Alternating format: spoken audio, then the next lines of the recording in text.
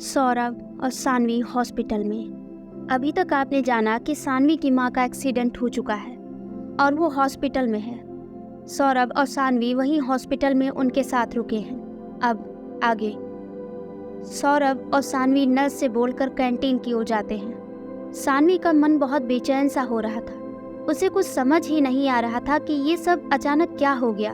वो मन ही मन में इन सब के लिए खुद को दोषी मान चुकी थी। उसे तो लगने लगा था जैसे सारी मुसीबत उसी के कारण एक के बाद एक करके उसकी और उससे जुड़े लोगों की जिंदगियों में दस्तक दे रही है। दूसरी ओर वो सौरभ के लिए काफ़ी ज़्यादा परेशान थी। उसके मन में आ रहा था कि सब कुछ अभी के अभी सौरभ को बता दे, लेकिन परिस्थितियाँ इस समय विषम थीं। कभी कभी उसे ये तक लग रहा था कि काश माँ की वो बात मानी होती तो आज सौरभ खतरे में नहीं होता। वहीं दूसरी ओर सौरभ के मन में भी हलचल थी।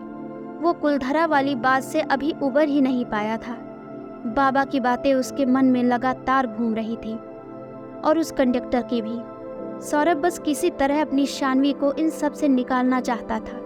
उसके लिए वो अपनी जान तक को खतरे में डालने के लिए तैयार था।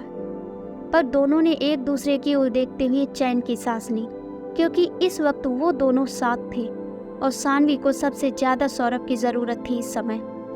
पर उसकी जान को खतरे में डालना तो बिल्कुल भी सही नहीं था। यही सब सोच के सानवी ग्लानि से भरी हुई थी। दोनों कैंटीन पहुंचकर डिनर ऑर्डर करते हैं और एक टेबल पर बैठ जाते हैं। सानवी अपने सर को पकड़े हुए कहती है, सौरभ मुझे सच में भूख नहीं है, बिल्कुल भी मन ही नहीं हो रहा मेरा कुछ भी खाने का। सौरभ ने कहा, खाना नहीं खाओगी तो कमज़ोर हो जाओगी, और फिर अब तो मम्मा का भी पूरा ध्यान रखना है। कैसे रखोगी तुम? फिर तो तुम्हें भी खुद एक केयर टेकर की ज़रूरत होगी, है ना? सानवी अपने कान बंद करते हुए कहती है, मेरा सर दर्द से फटा जा रहा है। ये आवाज़ें बहुत तेज़ हो रही हैं। बहुत दर्द हो रहा है मेरे सर में। सौरभ ने कहा, अब तो फटाफट खाना खाओ और फिर दवाई, और मैं हूँ तुम्हारे साथ। कोई कुछ भी नहीं बिगाड़ सकता तुम्हारा, बिल्कुल मत डरो। सानवी प्लेट अपनी ओर खींचते हुए कहती है, ठीक है दे दो, और मुझे पता है तुम मेरे साथ हो और हमेशा मेरे साथ रहोगे। सानवी चुपचाप अपना खाना खत्म करती है। सौरभ ने भी फटाफट अपना डिनर किया और फिर सानवी को एक मेडिसिन दी।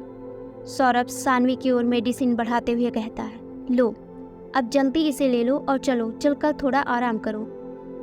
सानवी सौरभ के हाथ से मेडिसिन लेकर खा लेती है और फिर दोनों ही जनरल वार्ड की तरफ चल देते हैं, जहां सानवी की माँ होती है।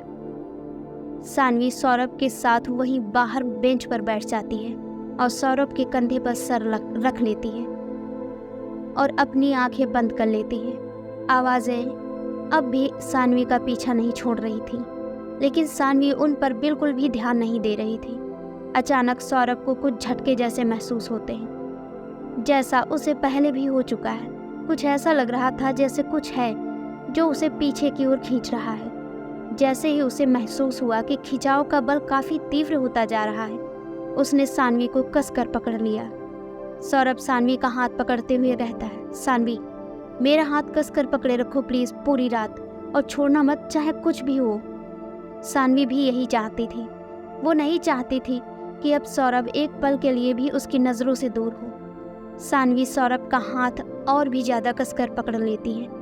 अचानक से सौरभ पर वो बल लगना बंद हो जाता है और वो सानवी को वैसे ही पकड़े रहता है।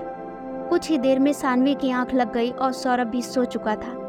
अचानक से सानवी के कानों में एक डरावनी सी आवाज़ आई, और इस बार सानवी उस एक शब्द को साफ सुन सकती थी, चित्रा। सानवी की आंखें तुरंत खुल जाती हैं, लेकिन वो सामने देखती है सौरभ सोया हुआ है और वहाँ आसपास चंद लोगों के अलावा कोई नहीं था।